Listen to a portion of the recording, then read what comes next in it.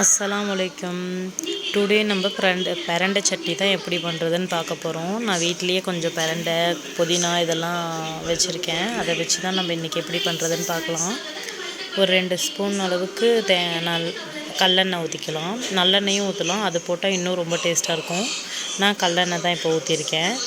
அப்புறமேட்டு நான் 1 ஸ்பூன் அளவுக்கு கடலப்பருப்பு, 1 ஸ்பூன் அளவுக்கு உளுத்தம் பருப்பு, ஒரு 10 பல் பூண்டு, ஒரு அரை தக்காளி, ஒரு வெங்காயம் எடுத்திருக்கேன், 3 வரமிளகாய் எடுத்திருக்கேன். இது காரம் இல்லாத மிளகா தான். நீங்கள் காரம் இன்னும் கொஞ்சம் அதிகமாக வேணும்னாலும் இன்னும் 2 மிளகா போட்டுக்கலாம். இதெல்லாம் அந்த கொஞ்சம் எண்ணெயில் போட்டு நல்லா வதக்கிக்கலாம்.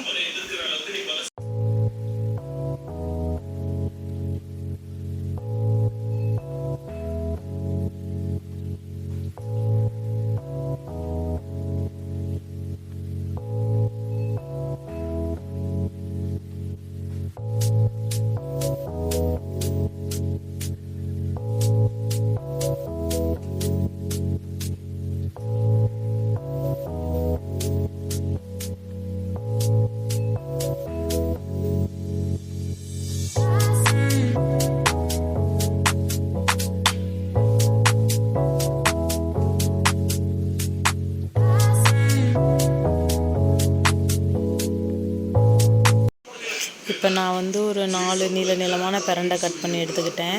ஒரு 2 கொத்து கருவேப்பிலை பிச்சுக்கிட்டேன். நான் அந்த பிரண்டையோட கீரையும் வேஸ்ட்டு பண்ணல.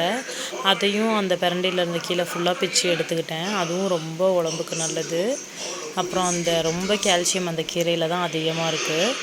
நான் இந்த பிரண்டையை ஃபஸ்ட்டு அந்த கடலப்பருப்பு, உளுத்தம் பருப்புலாம் போட்ட கடாயிலேயே இதை நல்லா பச்சை நிறம் போகிற அளவுக்கு நம்ம வறுத்து எடுத்துக்கணும். அப்போ தான் நாக்கில் அந்த அரிப்புத்தன்மை இருக்காது. இதை நல்லா அந்த நிறம் மாறி வர அளவுக்கு நம்ம வறுத்து எடுத்துக்கிட்டு, அதுக்கப்புறம் மீதி இருக்கிற அந்த 3 கீரை, கருவேப்பிலை, புதினா, அந்த பிரண்டை கீரை, இதை 3யுமே அதுலேயே கொஞ்சம் எண்ணெய் இருக்குது, அந்த கீரை அந்த எண்ணெயிலேயே அதையும் போட்டு நல்லா கொஞ்சம் பொரித்து எடுத்துக்கலாம். கொஞ்சமாக வணக்கினா போதும், இதை ரொம்ப வணக்கணும்னு தேவையில்லை. அதோடவே நான் ஒரு சின்ன நெல்லிக்காய் அளவு புளி போட்டுக்கிறேன். ஏன்னா நம்ம சாதத்து கூட சாப்பிட்டோம்னா கொஞ்சமாவது புளிப்பு வேணும், அப்போ தான் இது நல்லாயிருக்கும்.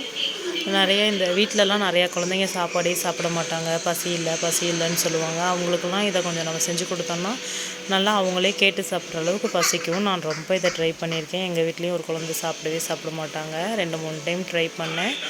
ரொம்ப இதில் பெஸ்ட்டு இம்ப்ரூவ்மெண்ட்டாக இருக்குது. அதனால தான் நானும் இதை வீடியோவாக எடுத்து போட்டேன். இதை ஃபுல்லாக எல்லாமே வணக்கினதுக்கப்புறம் அந்த கடலப்பருப்பு, உளுத்தம் பருப்பெல்லாம் போட்டு இந்த கீரையும் நம்ம போட்டு கொஞ்சம் கொரகொரப்பாகவே அரைச்சி எடுத்துக்கலாம். ஏன்னா ரொம்ப நைஸாக அரைச்சி எடுத்தாலும் நல்லா இல்லை. கொஞ்சம் கொரகொரப்பாகவே அரைச்சி எடுத்துக்கலாம்.